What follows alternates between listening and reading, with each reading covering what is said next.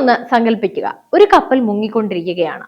Captain എടുത്ത തെറ്റായ തീരുമാനങ്ങളാണ് കപ്പൽ പാറയിൽ ഇടിക്കാൻ കാരണമെന്ന് എല്ലാവർക്കും അറിയാം. പക്ഷേ കപ്പലിലെ അധികൃതർ കൂടിയിരുന്ന് അന്വേഷണം നടത്തുന്നത് എന്താണെന്നറിയാമോ? കപ്പലിന്റെ ഏറ്റവും താഴത്തെ തട്ടിൽ തറ തുടയ്ക്കുന്ന ജീവനക്കാരൻ ബക്കറ്റിൽ വെള്ളം പിടിച്ചത് കൃത്യമായ അളവിലാണോ എന്നാണ്. കേൾക്കുമ്പോൾ തമാശയായി തോന്നുന്നുണ്ടോ? എങ്കിൽ സ്വാഗതം കേരളത്തിലെ CPM-ലേക്ക്. തദ്ദേശ തെരഞ്ഞെടുപ്പിലെ കനത്ത പ്രഹരത്തിന് പിന്നാലെ കേരളം കണ്ട ഏറ്റവും വലിയ റിപ്പോർട്ട് കാർഡ് പരിശോധനയ്ക്ക് പാർട്ടി തുടക്കമിട്ട് കഴിഞ്ഞു. പക്ഷെ ഈ റിപ്പോർട്ട് കാർഡിൽ മുഖ്യമന്ത്രി പിണറായി വിജയന്റെ പേരോ സർക്കാരിന്റെ മാർക്കോ ഒന്നുമില്ല. പകരം ഓരോ ബൂത്തിലും ചോര നീരാക്കി പണിയെടുക്കുന്ന പാവം സഖാക്കളുടെ കഴിവുകേടുകൾ അതിനുവേണ്ടി മാർക്കിടാനാണ് പാർട്ടി തയ്യാറെടുക്കുന്നത്. പിണറായി വിജയൻ എന്ന ക്രെയിൻ ഉപയോഗിച്ച് പാർട്ടിയെ പൊക്കാൻ ശ്രമിച്ചവർ ഇപ്പോൾ താഴെ മലനടിച്ച് വീണപ്പോ വീഴ്ചയുടെ ആഘാതം കുറയ്ക്കാൻ താഴെയുള്ളവരെ തന്നെ ചവിട്ടിക്കൂട്ടുന്ന രാഷ്ട്രീയ നാടകം എന്താണ്? ഈ 8 ചോദ്യങ്ങളിലൂടെ പാർട്ടി ലക്ഷ്യമിടുന്നത് ആരെയാണ്? എന്താ 8 ചോദ്യം എന്നല്ലേ പറയാം. നമുക്ക് വിശദമായി തന്നെ നോക്കാം. CPM എന്ന പാർട്ടി മുൻപ് അറിയപ്പെട്ടിരുന്നത് അതിന്റെ സംഘടനാ ശക്തിയിലായിരുന്നു. എന്നാൽ ഇന്നത് ഒരു വ്യക്തിയിലേക്ക് ചുരുങ്ങിയിരിക്കുകയാണ്. തദ്ദേശ തെരഞ്ഞെടുപ്പിൽ ജനം നൽകിയത് ഒരു താക്കീതല്ല, മറിച്ച് ഒരു ഷോക്ക് ട്രീറ്റ്മെന്റ് ആണ്. സാധാരണഗതിയിൽ മുഖ്യമന്ത്രിയും മന്ത്രിമാരും ജനങ്ങളിലേക്ക് ഇറങ്ങിച്ചെന്ന് ഞങ്ങൾക്ക് എവിടെയാണ് തെറ്റ് പറ്റിയത് എന്ന് ചോദിക്കേണ്ട ഒരു സമയമാണല്ലോ ഇത്. എന്നാൽ ഇവിടെ നടക്കുന്നത് എന്താണ്?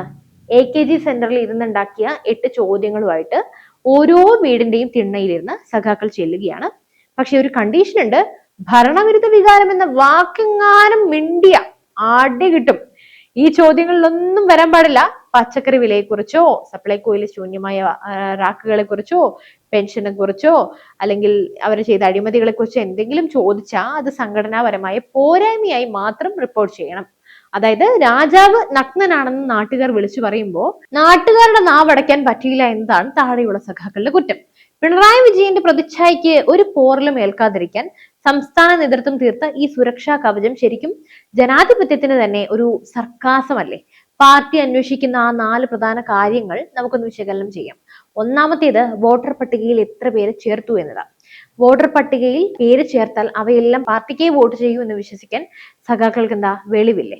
പേര് ചേർത്തവൻ പോയി കുത്തുന്നത് ഏണിയിലോ താമരയിലോ അല്ലെങ്കിൽ കൈപ്പത്തിയിലോ ആണെങ്കിൽ അത് പിണറായിയുടെ ഭരണത്തോടുള്ള ദേഷ്യമല്ലേ?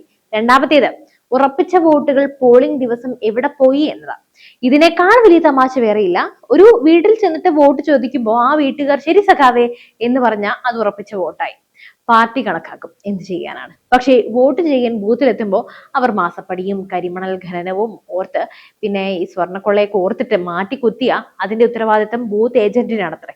വോട്ടറുടെ മനസ്സ് മാറ്റാൻ ഭരണത്തിന് കഴിഞ്ഞിട്ടില്ല എന്നത് സമ്മതിക്കാൻ നമ്മുടെ നേതൃത്വത്തിന് ഇപ്പോഴും ആവുന്നില്ല. അവരുടെ അഹങ്കാരം ഇപ്പോഴും അതിന് സമ്മതിക്കുന്നില്ല. അതുകൊണ്ട് എല്ലാ പടിയും പാവം പ്രവർത്തകർക്ക് തിരഞ്ഞെടുപ്പിന് മുൻപ് കുറെ ശില്പശാലകളൊക്കെ നടന്നല്ലോ. അതില് പങ്കെടുത്തവർക്ക് അറിയാം, സർക്കാരിനെ പുകഴ്ത്തിപ്പാടാനുള്ള ട്രെയിനിങ് ആണ് അവിടെ കിട്ടുന്നത്. പക്ഷേ ജനങ്ങൾക്കിടയിൽ ചെല്ലുമ്പോൾ ഈ പുകഴ്ത്തലുകളൊക്കെ കേൾക്കാൻ ആർക്കും നേരമില്ല. അവർക്ക് ബുദ്ധിയും ബോധം ഉണ്ടല്ലോ, അവർക്കറിയാലോ ഇവിടെ എന്താണ് നടക്കുന്നതെന്ന്. പലയിടത്തും ശില്പശാലകളൊന്നും നടന്നില്ല എന്നാണ് നേതൃത്വത്തിന്റെ പരാതി. സഖാക്കളെ, ജനങ്ങൾക്ക് വിശക്കുമ്പോൾ ശില്പശാലകൾ കൊണ്ട് വയറ് നിറയില്ല. ഇത് എന്നാണ് നിങ്ങൾ മനസ്സിലാക്കുക? ഈ ശില്പശാലകൾ നടക്കാത്തത് ഏരിയ കമ്മിറ്റികളുടെ വീഴ്ചയാണെന്ന് വരുത്തി തീർക്കുമ്പോൾ സത്യത്തിൽ പുകയുന്നത് പാർട്ടിക്കുള്ളിലെ അമർഷമാണ്. പണ്ടേ അതെ, അവർക്ക് എന്തെങ്കിലും നഷ്ടപ്പെട്ടു കഴിഞ്ഞാൽ ഒരിക്കലും അവർ സമ്മതിക്കില്ല അവരുടെ തോൽവി. അവരെ സമ്മതിപ്പിക്കാനാണ് ഏറ്റവും കഷ്ടം. താഴെത്തട്ടിൽ പണിയെടുക്കുന്നവൻ അറിയാം ജനങ്ങൾക്കിടയിൽ പാർട്ടി എത്രത്തോളം ഒറ്റപ്പെട്ടിരിക്കുന്നു എന്ന്. പക്ഷെ മുകളിലേക്ക് റിപ്പോർട്ട് നൽകുമ്പോൾ എല്ലാം ഭദ്രമെന്ന് പറയേണ്ടി വരികയാണ്. ആ കള്ളം ഇപ്പൊ വെളിച്ചത്തായപ്പോ കള്ളം പറഞ്ഞവനെ തന്നെ ശിക്ഷിക്കാൻ നോക്കുകയാണ് സംസ്ഥാന കമ്മിറ്റി. തിരഞ്ഞെടുപ്പ് തിരിച്ചടിയുടെ ആഴം അളക്കുമ്പോൾ CPM സൗകര്യപൂർവ്വം മറക്കുന്ന ചില കാര്യങ്ങളുണ്ട്. ഒന്ന്, ശബരിമല വിഷയത്തിൽ ഇപ്പോഴും നിലനിൽക്കുന്ന വിശ്വാസികളുടെ പ്രതിഷേധം. 2, സർക്കാരിന്റെ സാമ്പത്തിക കെടുകാര്യസ്ഥത, ഖജനാവിന്റെ അവസ്ഥ അറിയാലോ. 3, മുഖ്യമന്ത്രിയുടെയും കുടുംബത്തിന്റെയും നേരെ ഉയരുന്ന ആരോപണങ്ങൾ. ഈ കാര്യങ്ങളൊന്നും പാർട്ടി പരിശോധിക്കുന്നേയില്ല, മിണ്ടുന്നേയില്ല. പകരം അയ്യപ്പ തരംഗം ഒരു വിധിയാണെന്ന് വരുത്തി തീർക്കാനാണ് ശ്രമം. ഒരു രാഷ്ട്രീയ പരാജയത്തെ സംഘടനാ പരാജയമായി ബ്രാൻഡ് ചെയ്യുന്നത് പിണറായി വിജയനെതിരെ വിരൽ ചൂണ്ടാതിരിക്കാനുള്ള വലിയൊരു തന്ത്രമാണ്.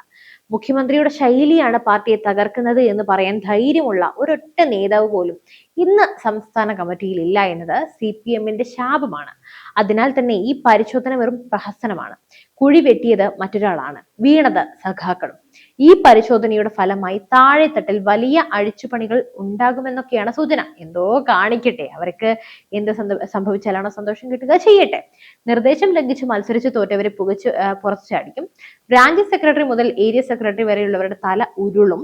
പിന്നെ സത്യത്തിൽ ഇത് താഴെത്തട്ടിലുള്ള അനിഷ്ടക്കാരെ ഒഴിവാക്കാനുള്ള ഒരു സുവർണ അവസരമായി നേതൃത്വം ഉപയോഗിക്കുകയാണെന്നാണ് തോന്നുന്നത്. പാർട്ടിക്കുള്ളിൽ ഭരണത്തെ വിമർശിക്കുന്നവനെ, വീഴ്ച വരുത്തിയവനെ ഒക്കെ മുദ്ര കുത്തി പുറത്താക്കാം. ഇത്തരത്തിൽ പാർട്ടിയെ ഒരു പിണറായി സ്തുതി പാഠക സംഘമാക്കി മാറ്റാനാണ് നീക്കം. ഇതാണ് കമ്മ്യൂണിസ്റ്റ് പാർട്ടിയുടെ പുതിയ നയം എങ്കിൽ ജനങ്ങളിൽ നിന്ന് പാർട്ടി ഇനിയും അകലുകയേ. നിയമസഭാ തിരഞ്ഞെടുപ്പിൽ ഈ ചോദ്യങ്ങൾ കൊണ്ട് ജയിക്കാൻ കഴിയുമോ? ഇല്ല എന്ന് നമുക്ക് എല്ലാവർക്കും അറിയാം. ജനങ്ങൾ വോട്ട് ചെയ്യുന്നത് ബൂത്ത് കമ്മിറ്റിയുടെ കൃത്യത നോക്കിയിട്ടല്ല, മറിച്ച് തങ്ങളുടെ ജീവിതത്തിൽ ഭരണം എന്ത് ഗുണമുണ്ടാക്കി, മാറ്റമുണ്ടാക്കി എന്ന് നോക്കിക്കൊണ്ടാണ്. CPM ഇപ്പോൾ ചെയ്യുന്നത് രോഗത്തിന് ചികിത്സിക്കുന്നതിനൊക്കെ പകരം രോഗിയെ തല്ലിക്കൊല്ലാനാക്കുന്ന ഒരു രീതിയാണ്. ഭരണപരാജയങ്ങളിൽ പരിശോധന നടത്താത്തത് വരാനിരിക്കുന്ന തിരഞ്ഞെടുപ്പുകളെയും ബാധിക്കുമെന്ന ബോധ്യം പല പ്രാദേശിക നേതാക്കൾക്കുമുണ്ട്. പക്ഷെ അവരിത് വിളിച്ചു പറഞ്ഞാൽ അവർ പാർട്ടിക്ക് പുറത്താണ്.